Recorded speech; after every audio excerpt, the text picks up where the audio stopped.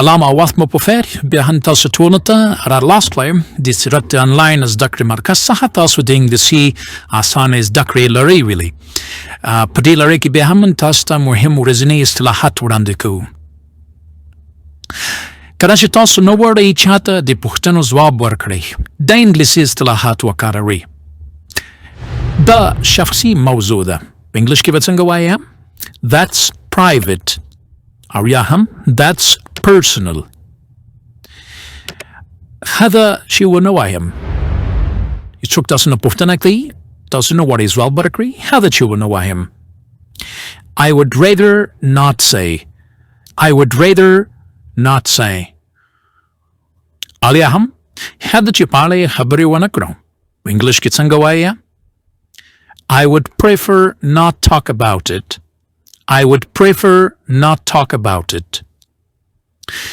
او یا هم چاته وایم تاسو پورې اړه نه لري، یا په پښتو کې چې موږ وایو تا ته یې څه. په انګلیش کې څنګه وایو؟ It doesn't concern you.